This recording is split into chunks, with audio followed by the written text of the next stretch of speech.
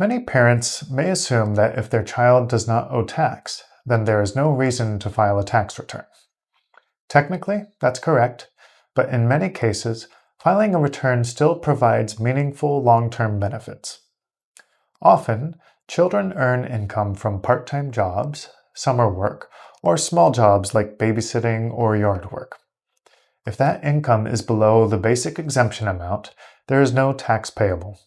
However, tax or CPP may still have been withheld incorrectly. In those cases, filing a tax return allows your child to recover any tax withheld and, where applicable, refunds of CPP contributions that should not have been deducted. Even when no tax has been withheld, there's still a strong incentive to file. By reporting earned income early, your child begins to build RSP contribution room. This room accumulates at 18% of earned income and carries forward indefinitely.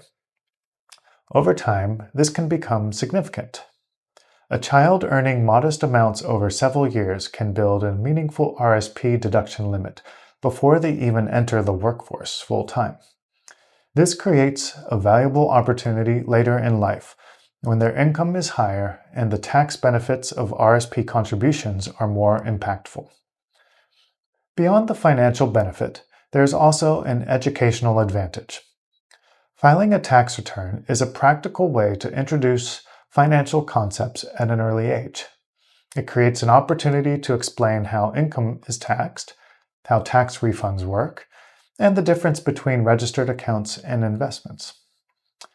One common misconception is that an RSP is an investment itself. Using this process, you can clearly show that an RSP is simply a type of account that holds investments, and that the contribution room is something that must be earned and managed over time. There are a few basic requirements. Your child must have a social insurance number, and first-time filers must submit their return by mail. After that, future returns can be filed electronically.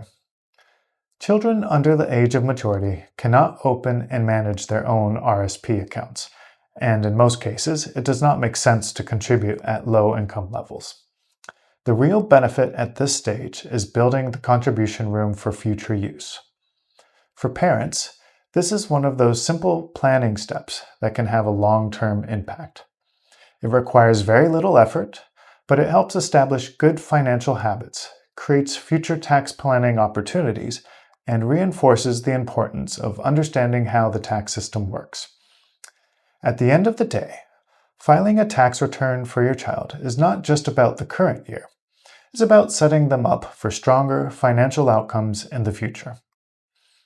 If you like this video, you can discover more videos in the Greenard Exchange section of our website. You can also read both past and current articles in the Greenard Index section. Thanks for listening.